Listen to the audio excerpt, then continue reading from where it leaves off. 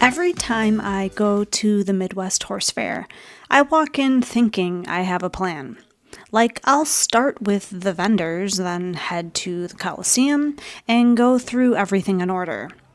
And every time, it turns into something completely unplanned. There's something for everyone. You've got rows and rows of vendors, some I recognize every year, and others that are completely new to me. Everything from horse tack and health products to rider gear, training equipment, and even home decor, which you wouldn't really expect to see at a horse expo. Then there's also a massive 4-H tack sale down in the basement of the Coliseum. And honestly, it is a lot to take in. There's so much packed into one space, it's easy to feel a little overwhelmed. I wasn't able to get any footage down there, but it's definitely something worth checking out if you ever go. There's so much packed into the 3 days of the Midwest Horse Fair that it's honestly impossible to see and do everything, even if you're there the whole time. There are multiple buildings, stables, and arenas, each with their own schedules, featured horses, and clinicians. I didn't make it this year, but they also host a PRCA rodeo on Friday and Saturday nights, and it usually sells out pretty quickly. It's easy to get worn out from all the shopping and browsing, so when I'm ready for a break, I grab something to eat and drink and head into the Coliseum to watch the breed demonstrations. It's the perfect way to sit down, relax, and still enjoy watching some beautiful horses.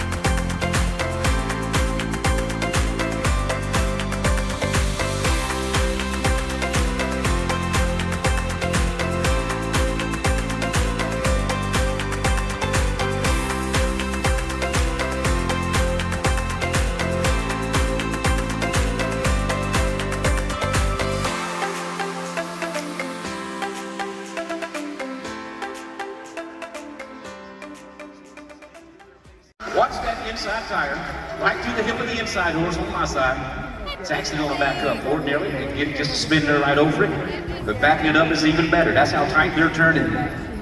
Expertise into handling. There you see how that fifth wheel works. Brings it right around.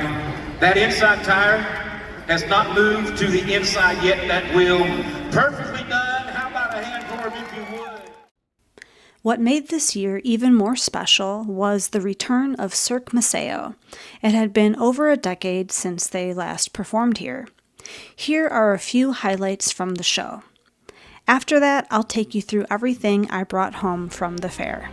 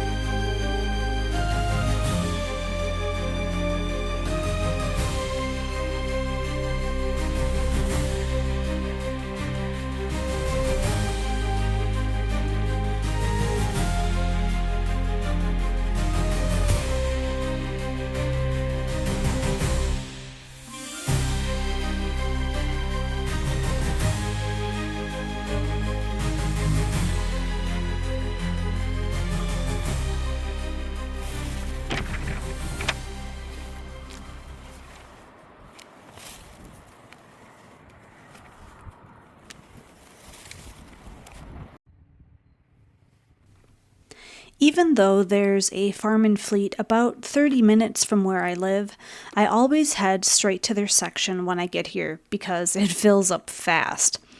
They run special deals during the fair, so it's a good chance to stock up on things like dewormer and fly spray.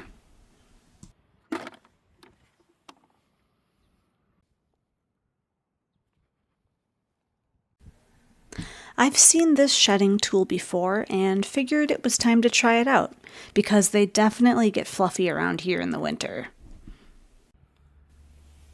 You can never really have too many hay nets. I've tried several brands, and this one has been one of my favorites.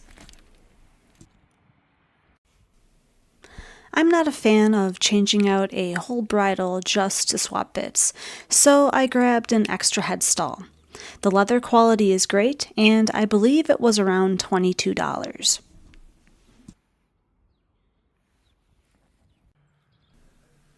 With all of the rain we've been getting around here lately, I figured it was also time to pick up a proper rain jacket.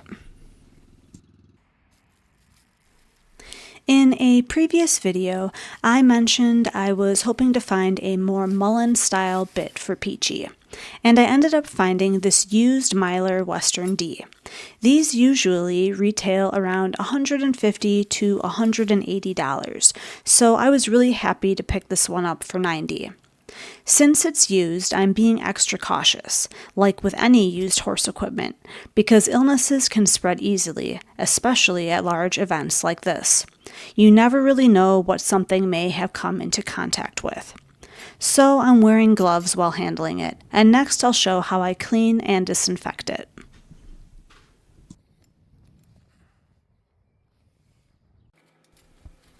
I start by thoroughly scrubbing the bit with hot water and dish soap.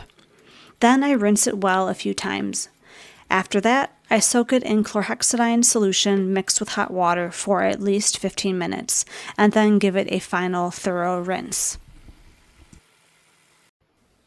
And here it is, all cleaned up. Thank you for watching, and I'll see you next time.